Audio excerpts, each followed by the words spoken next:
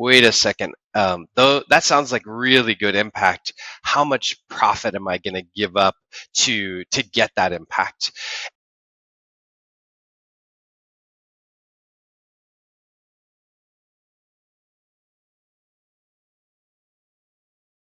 Welcome to the Eagle Venture Fund podcast. We're here with Carl Thong, who's launching the Eagle Venture Fund Asia office, and we're going to dive into what it means to have native impact and how it relates, performance and impact relate. Carl, we're really excited to have you on today. Thank you for joining us. Thank you. Do you want to? I know there's quite a few questions about how impact and performance relate. Do you want to share some of the questions that we've been getting as we've been talking with investors? Yeah. So, Wes, again, very grateful for this partnership, very grateful for this chance to provide a little bit more information about what we're trying to do here in Asia and what you're already doing in the United States and in Europe very successfully. So, I'll just start shooting some questions to you.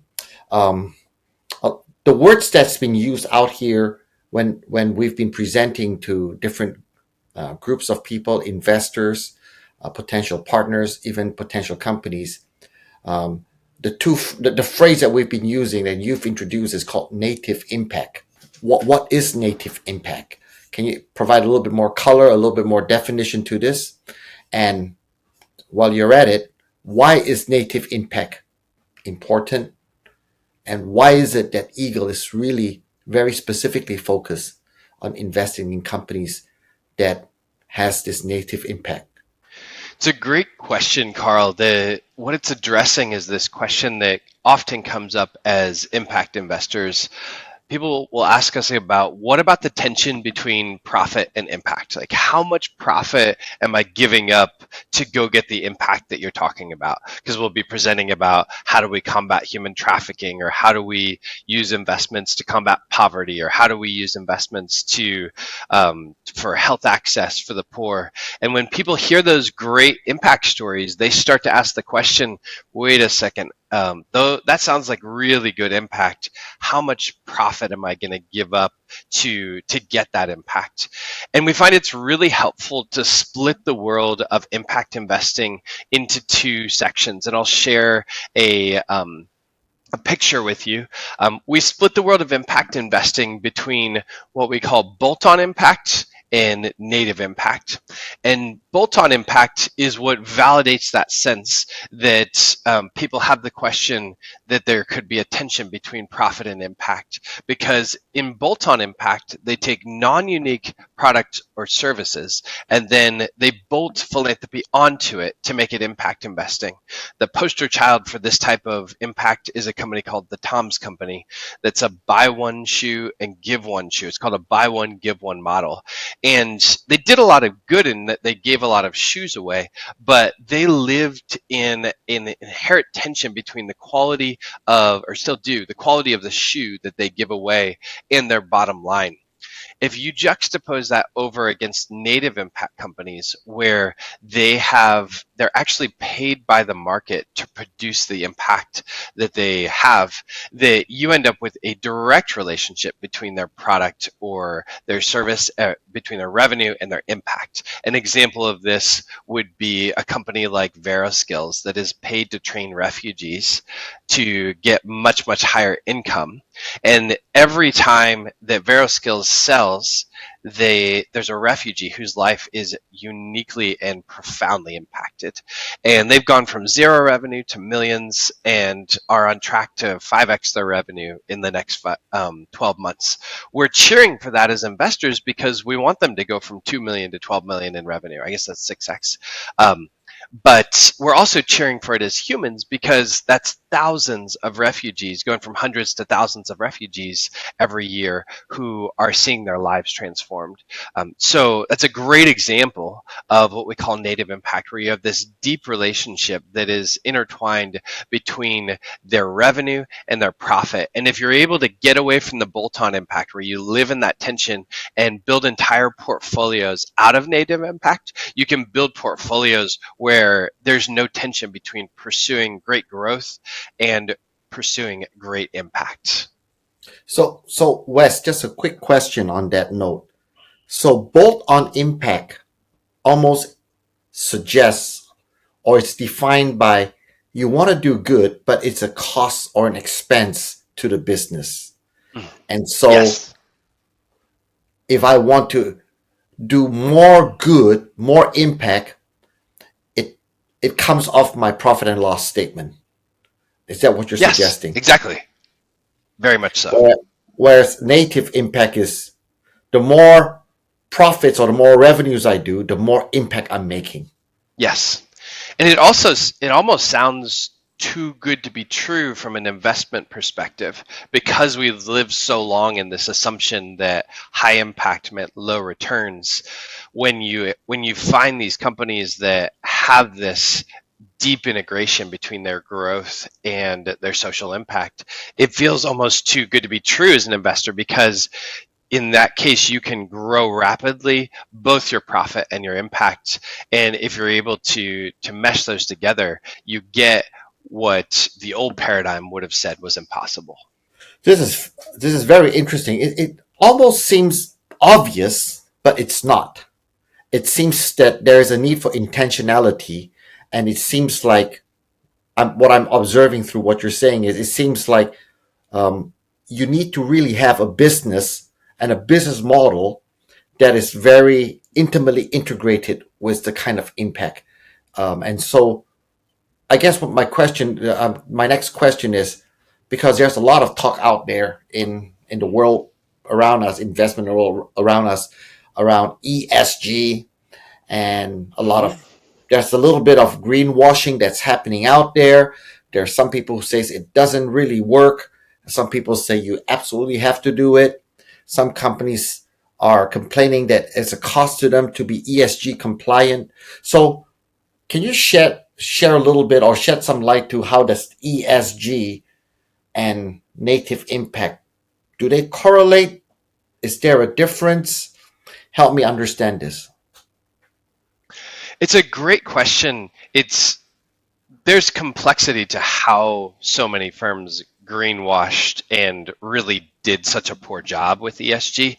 There is a, a good chunk of ESG did end up on that bolt-on impact side of the equation, where they said let's just consider this a cost center and try to basically philanthropically make up for the evils of how we made money.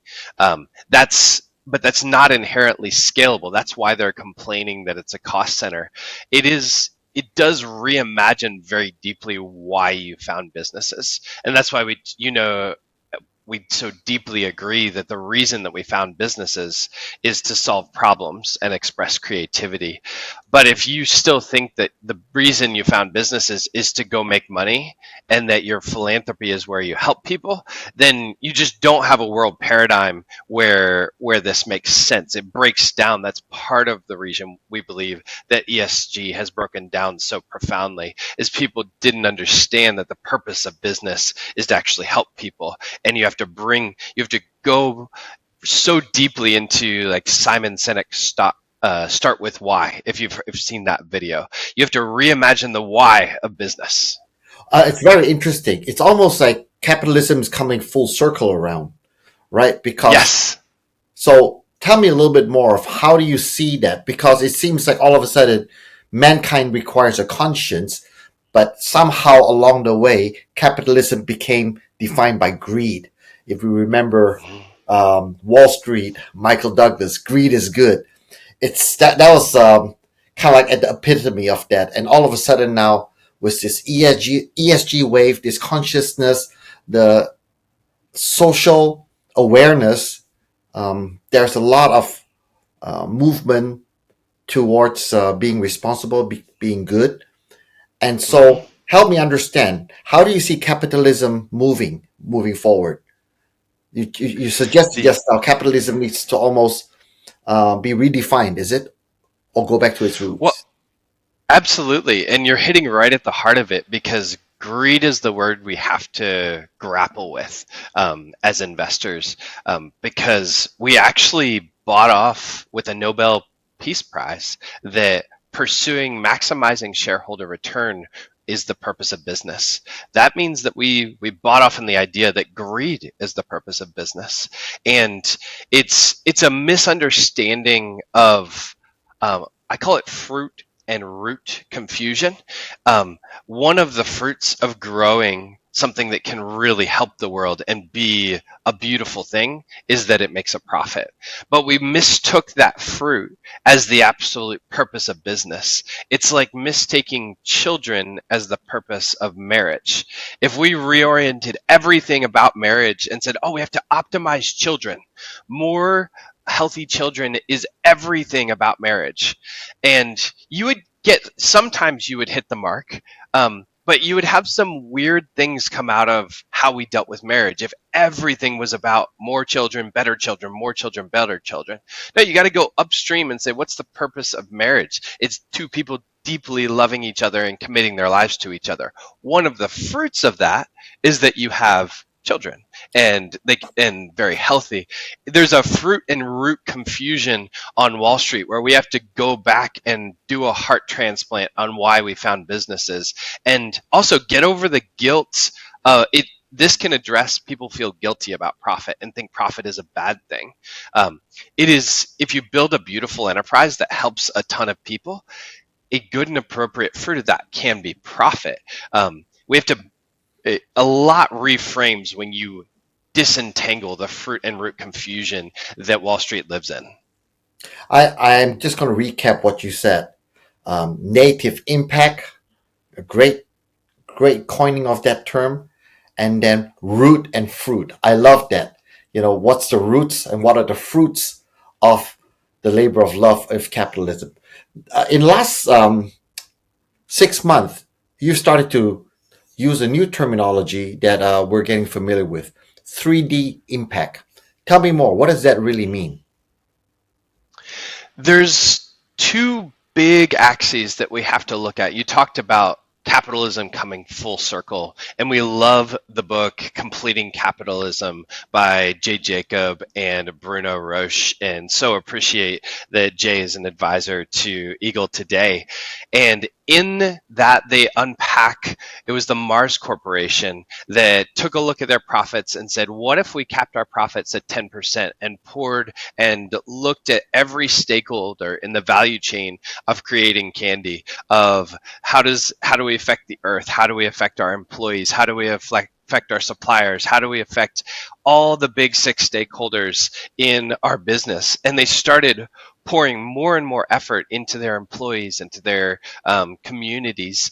And what they have found again and again, it's become an entire movement called the economics of mutuality, is that when you look at every stakeholder in a business and start pouring and investing into every stakeholder, in the end, you actually end up, no shocker, that the fruit of profit ends up going up because you're pouring into every stakeholder in the business.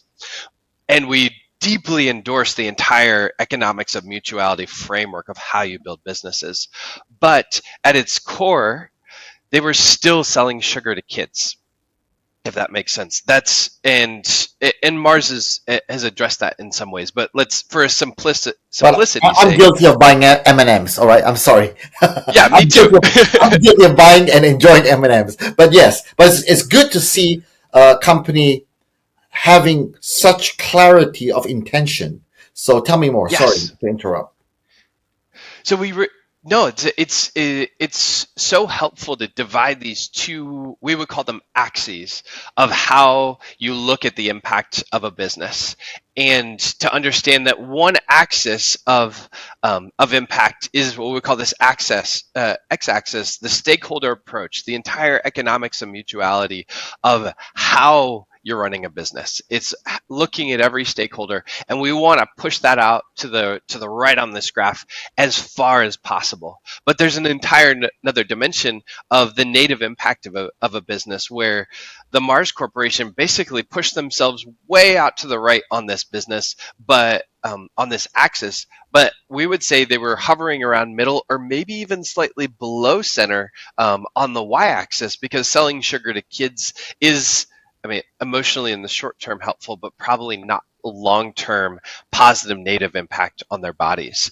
And so when you start to integrate the native impact of how does the product or service affect the world, companies like VeroSkills that I just described that are serving refugees and seeing lives deeply transformed by their product. If you can put those two together, you start to have an incredibly dynamic framework for deeply impactful products and deeply impactful how we build those products. I love that graph. Um, it almost helps define your native impact and combine it with the additional dimension is basically you want to ensure that the whole value chain and the whole ecosystem that a business is trying to proliferate, trying to encourage, actually is very intentional and that can feed back to itself to do good. Fascinating. It's obvious, but it's not so obvious. Somehow, I think we have, for lack of a better term, missed the boat over the years of driving capitalism. Thank you, Wes, for sharing.